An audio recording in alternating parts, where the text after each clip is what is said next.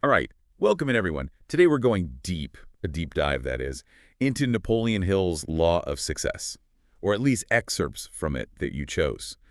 Seems like you're really interested in how to achieve what you want in life. Yeah, and Hill spent years studying incredibly successful people, like really picking their brains, to figure out what made them tick. Okay, so what do you find?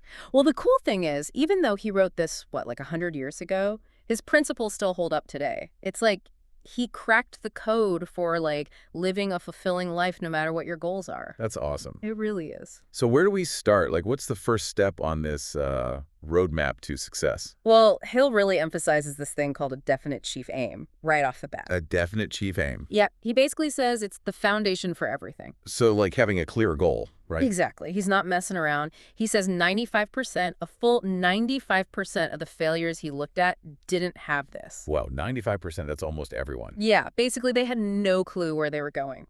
Like setting off on a road trip with no destinations, right? Exactly. You'll just end up lost. And frustrated. Totally. Yeah. Speaking of destinations, Hill tells this amazing story about a young clergyman, Gonzalez, his name was. He dreamed of building, get this, a practical school of technology. Oh, cool.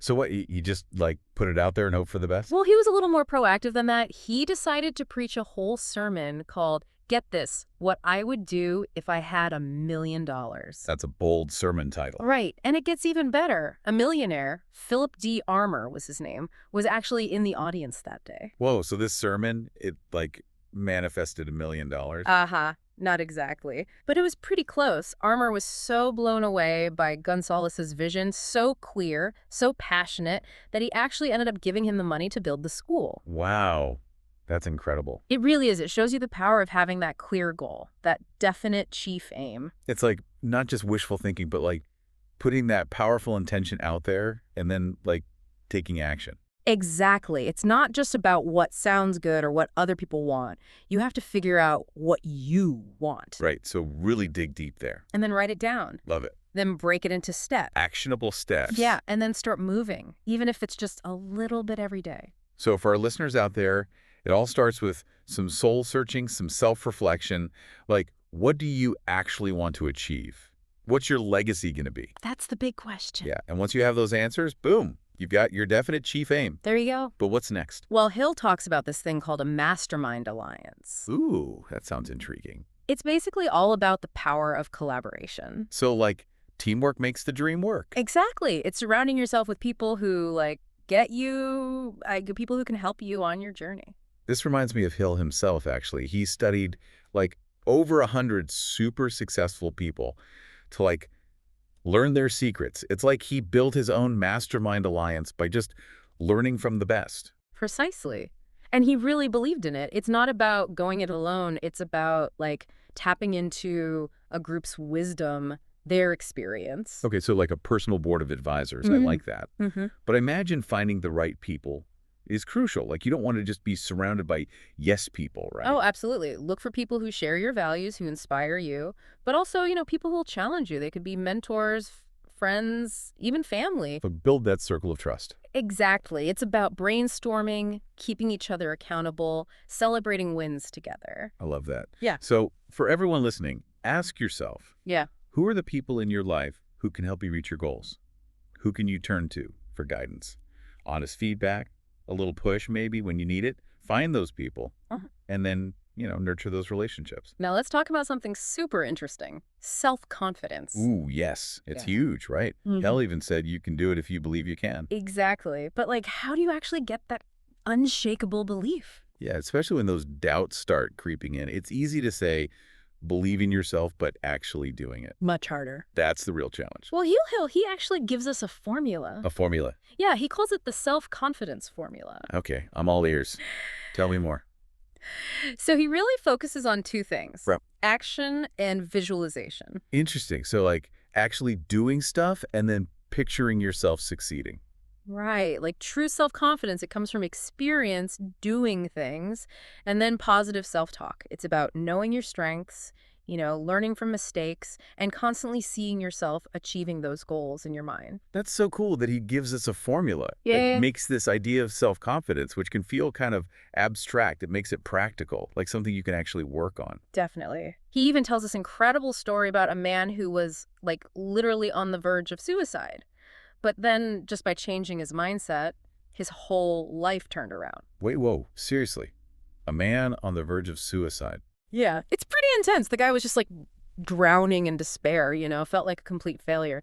But then something shifted in his mind. Okay, so what happened? He made a decision to believe in himself, Yeah. to demand a better future. And get this, he walked into a company just radiating this newfound confidence and landed a job, like a $3,000 a year job. That's wild. Just by shifting his mindset, he went from like rock bottom to having a decent job. Yeah, it's like he flipped a switch and suddenly started attracting success. So powerful. It really shows that we often have way more power over our lives than we think. Totally. Our thoughts, our beliefs, they really do shape our reality. So for our listener, it's time to face those fears that are holding you back. What if you started believing in yourself and your ability to overcome them? Like, what would that look like? Okay, so we've got our big dreams, our mastermind alliance for support, and now this unshakable self-confidence. But, achieving big dreams often takes resources, right? Absolutely. And that's where, like, the money part comes in. Financial discipline, am I right? Spot on. And Hill, he noticed something really interesting. The people who actually achieved lasting success, they were savers. The ones who failed, they rarely saved. Oh, that makes total sense. It's like you can't build a castle on sand. You need that solid financial base to support those big dreams. Exactly. And he even gives us a table in the book. It shows how even saving a tiny amount like $5 a month can grow over time, thanks to the magic of compound interest. Okay, $5 a month, that's actually like really doable. It shows that even small, consistent actions, they can make a real difference. So what should our listener do? Be mindful about your money. Make choices that align with your values and your goals. Start by tracking your spending, see where you can cut back, set some realistic savings goals, even if it's just a few bucks a week.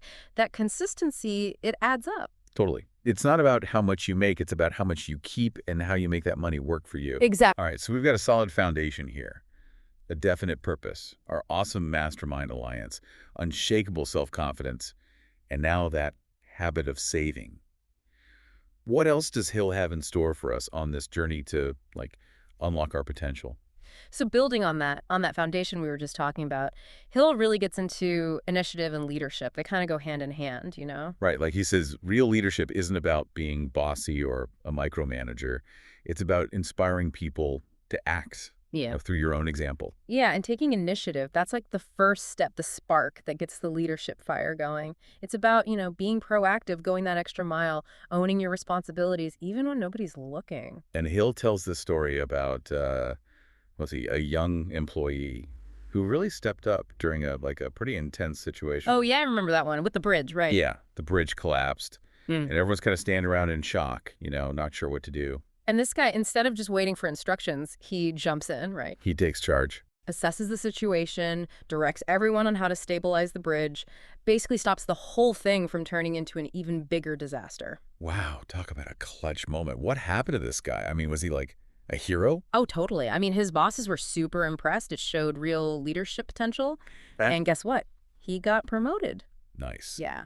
So it's really true that initiative, that willingness to just act without being told, it can set you apart, open doors. Totally. So I guess the question for everyone listening is, where can you show more initiative? What opportunities are you, maybe missing out on by just waiting for someone to give you permission? Exactly. Now let's shift gears a little bit. Let's talk about imagination. Ooh, imagination. That's where the real fun begins. Right. It's like the engine of innovation and creativity, I'm already feeling inspired. Hill was a big believer in imagination. He called it the workshop of the mind, where thoughts get turned into reality. It's like that saying, logic will get you from A to B, but imagination will take you everywhere. That's a good one. And Hill actually thought there were two kinds of imagination. Oh, really? 2 types. Tell me more. Okay, so you've got synthetic imagination. That's about taking ideas that are already out there and combining them in new ways. Imagine rearranging pieces of a puzzle to make a whole new picture. Cool. So that's synthetic. What's the other one? The other one is creative imagination. That's more about tapping into like a higher source of inspiration, bringing in brand new ideas, things that have never existed before. It's like pure creative energy. Whoa, like a bolt of lightning. Exactly. And the best part is, Hill thought we could actually train our imagination. Really, train it. I love that. Yeah. So we're not just stuck with whatever we're born with. Nope. He suggests like trying new things, getting out of your comfort zone, doing creative stuff like writing or painting or even playing music, spending time in nature, just like soaking it all in, just being open to inspiration wherever it comes from. So it's not just about daydreaming. It's about like actively working on your imagination. Yeah. I like that. It feels very empowering. Right. The more you use it, the stronger it gets, like a muscle. And now, to really get those creative fires burning, we need to add Hill's next principle: enthusiasm. Oh, enthusiasm. You Hmm. can just like feel the energy in that word, like the fuel for passion, you know? Right. Hill thought enthusiasm was like contagious and totally essential for being a good leader. Enthusiastic leaders, they inspire people, they create this positive atmosphere where everyone feels like they can do anything. It's that like magnetic energy, right? It makes people want to follow you. Exactly. And he said, like, real enthusiasm, it comes from truly believing in your mission, loving what you do. So it's not about faking it. No, it's about finding that spark inside you, that thing that lights you up and letting it shine. I love it. So the question for our listener is, what are you passionate about? What gets you excited to get out of bed in the morning? Find those things and then figure out how to, bring that energy into your work in your life. Exactly. And Hill, he was a great example of this. I mean, he worked for years, faced so many setbacks to get his ideas out there. And I think a big reason he succeeded was because he just never gave up on his message. Yeah, he believed in it. Totally. And his enthusiasm, it was contagious. It inspired everyone around him. His story is a reminder that enthusiasm isn't just like a nice feeling. It can really push you to achieve amazing things. Now, we've talked about all this passion and energy, but how do we manage it, How do we not let it get out of control? I'm guessing that's where self-control comes in. You got it. Hill saw self-control as like the rudder that steers us through all the storms life throws our way. It's about, mastering our emotions, not giving in to every temptation, making choices that are aligned with our values, even when it's tough. So like emotional intelligence. That's it. Being aware of your emotions and other people's emotions, and then using that awareness to, navigate everything, make good decisions, build those strong relationships. Totally. And Hill tells this story about a printer who lost like a huge order. I think it was like $50,000 just because he lost his temper. Yep, $50,000. Oof. Pretty steep price to pay. It is. Hell, what happened? Well, he's in a meeting with this potential client, a Russian guy who didn't speak English very well. Yeah. And at some point, the client asks a question, but he phrases it in a way that, kind of sounded like he was criticizing the printer's work. Uh-oh. I can already see where this is going. Right. Miscommunication plus a hot temper, not a good mix. Exactly. And instead of like taking a breath and clearing things up, the printer just explodes, makes some sarcastic comment. The client was totally offended. I bet. Yeah, and he walked out, taking that $50,000 order with him. Ouch.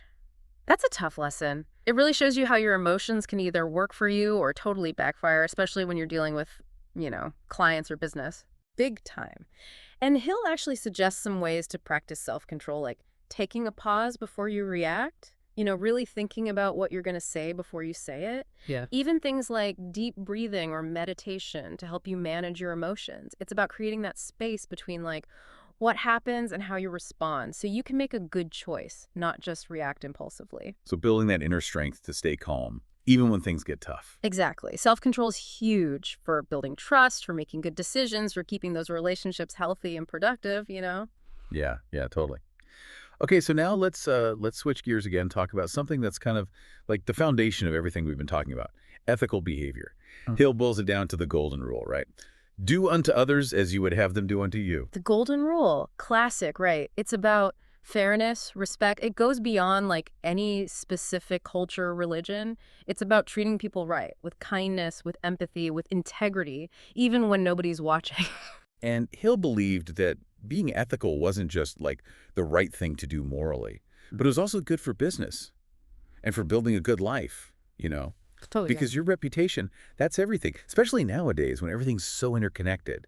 people talk, And and they're going to want to do business with, support people they trust. exactly. And he warned against, those shady practices, taking advantage of people. He said those things will hurt you in the long run, damage your reputation. It's about playing the long game, Hmm. building trust, being someone people can rely on. So, making sure your actions match your values, creating those win-win situations, Hmm. operating from a place of respect. Yep. All right, we've covered a lot of ground here. What's next on Hill's list of success principles? So we've talked about, setting those big goals, working with others, building that self-confidence, and being ethical, doing the right thing. But how do we actually, make it all happen, bring it all together? And that's where Hill's last principle comes in, concentration. Concentration. Sounds pretty basic, right? Yeah. But honestly, with all the distractions these days, it can feel impossible sometimes. Totally. Hill believed that concentration, focus, that was the key to, unlocking your true potential. A focused mind, he said, is a powerful mind. It can achieve incredible things. It's all about harnessing your mental energy and, really directing it toward what you want to achieve. So like silencing all that inner chatter, blocking out all the noise, all the distractions, and just zeroing in on what matters. Exactly. Easier said than done, though. Oh, for sure. It takes practice.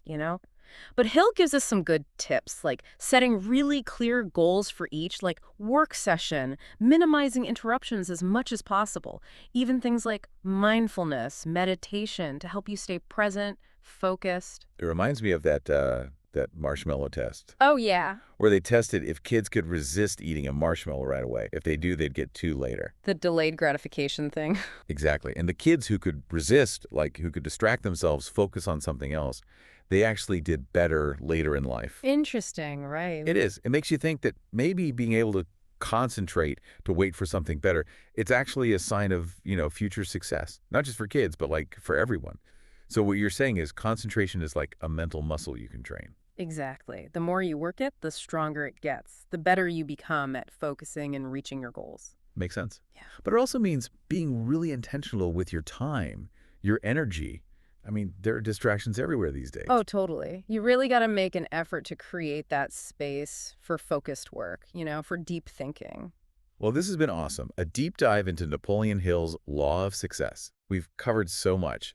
Setting a clear purpose, the power of teamwork, building self-confidence, being smart with your money, taking initiative, using your imagination, getting fired up with enthusiasm, mastering self-control, acting with integrity, and of course that laser focus, that concentration. It's amazing how relevant his ideas still are today.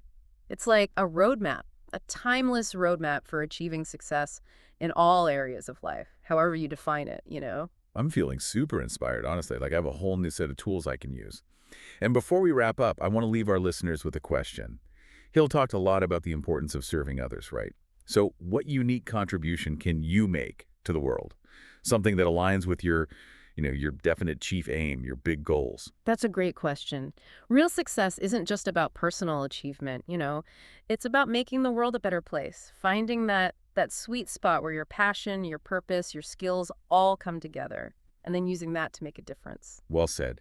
Thank you so much for joining us on this deep dive into Napoleon Hill's Law of Success.